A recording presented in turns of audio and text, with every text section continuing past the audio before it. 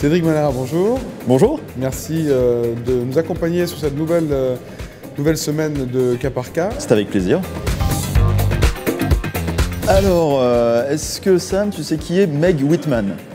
Non, mais tu vas me l'apprendre. Meg Whitman, c'est la personne qui a dirigé eBay Monde de 98 à 2008. D'accord. En 98, elle a un background en fait de gestion de marque. Elle a géré PlayScall, elle a géré en fait Disney. Et puis elle arrive chez eBay. À l'époque, eBay c'est 4 millions de dollars de chiffre d'affaires. Et quand elle part d'eBay en mars 2008, c'est 46 milliards. Waouh. Donc Meg Whitman, en fait, c'était quelqu'un qui faisait pas mystère de ses convictions républicaines et donc qui, en tout cas, disait-on, début 2008, quand elle a lâché en fait la présidence d'eBay, en fait, elle voulait se lancer en politique. Et notamment, en fait, elle avait pour objectif de, dit-on, c'est pas encore fait, de se présenter en tant que gouverneur de Californie, donc contre Schwarzenegger, qui est l'actuel élu républicain. Ça risque d'être un combat de titans. Et Meg Whitman aussi a été dans l'équipe en fait qui a conseillé John McCain lors des élections présidentielles, qui était même pressenti pour devenir par exemple la secrétaire d'État au budget. Enfin vraiment, c'est quelqu'un de solide, très connu donc. Et elle est tellement connue, et justement son nom est l'objet de tant d'enjeux, que quand elle a annoncé ou quand il se murmurait qu'elle voulait se lancer dans la campagne pour le gouvernement de Californie, eh bien en fait il y a quelqu'un qui a enregistré différents noms de domaine. Alors quels sont les noms de domaine? En fait c'est par exemple Meg Whitman 2010, puisque 2010 c'est l'élection, c'est Meg 2010, c'est whitmanforgovernor.com, c'est Meg Whitman for Governor. Elle l'a mal pris forcément, et donc qu'est-ce qu'elle a fait? Elle a agi. Alors, les habitués de l'émission savent que quand on agit au travers d'une procédure d'IRP, en fait, c'est notamment quand on a une marque sur laquelle s'appuyer. Est-ce que Meg Whitman, c'est une marque? Non, jamais. En fait, la marque Meg Whitman n'a été déposée.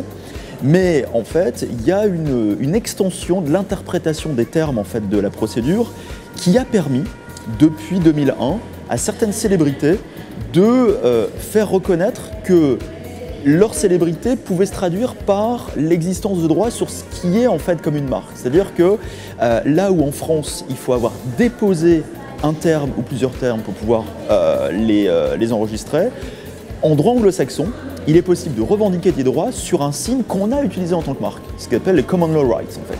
Alors il y a Julia Roberts par exemple qui a pu défendre son nom de cette manière. Et puis d'autres, Laure Sinclair que tu connais bien, Madonna, et puis d'autres en fait moins connus, Janet Watterson, Sting en fait avait tenté. D'ailleurs pour la petite histoire, le tout premier à avoir pu obtenir la protection de son nom en tant que célébrité, c'est Cho Young-pil, fameux chanteur coréen que tout le monde connaît ici. En fait. Bon.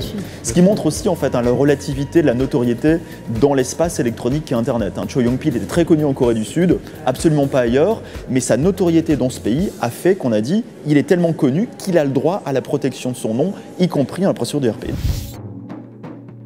Cette façon de voir les choses, c'est quand même quelque part légitime, puisque ça reviendrait en fait à cloisonner chaque personne dans son... Sauf que la procédure du DRP a été faite pour protéger les titulaires de marque contre les agissements frauduleux et uniquement les titulaires de marque.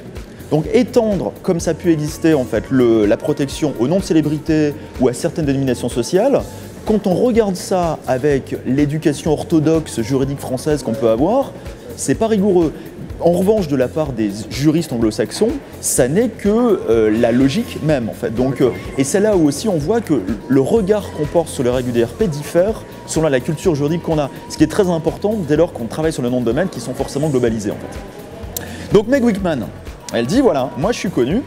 Je demande la protection de mon nom en tant que célébrité, d'autant qu'il est évident que cette personne a enregistré les noms de domaine en fait, qu'on a cités, au moment où il s'est susurré que j'allais en fait, entrer dans la campagne, donc c'est bel et bien en fait, de la mauvaise foi, et puis en plus de toute façon il ne s'en sert pas pour me critiquer, il s'en sert juste pour faire du parking, donc on a ici tous les éléments habituels de la mauvaise foi, de l'absence d'intérêt légitime.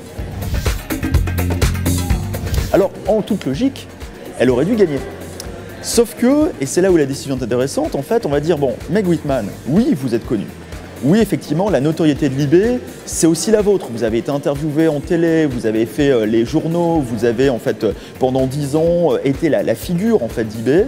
Cela dit, pour que votre nom soit protégé comme peut l'être une marque, il faut que le nom fonctionne comme une marque. Et qu'est-ce que c'est qu'une marque? Tous les traités internationaux le disent, en fait, la marque, c'est ce qui sert à identifier et désigner des produits ou des services. Or, le nom Meg Whitman n'est pas associé à des produits ou des services. Elle n'a jamais rien vendu sous son nom. Elle n'a pas fait une carrière artistique comme Julia Roberts. Elle n'a pas enregistré de disques. Elle n'a pas fait certaines vidéos comme Laure Sinclair. Hein? Donc en fait, on va dire oui, vous êtes célèbre, mais la célébrité en soi ne suffit pas. Il faut en plus en fait que le nom soit aussi utilisé à des fins commerciales pour pouvoir être, pourquoi pas, reconnu comme pouvant obtenir la protection d'une marque.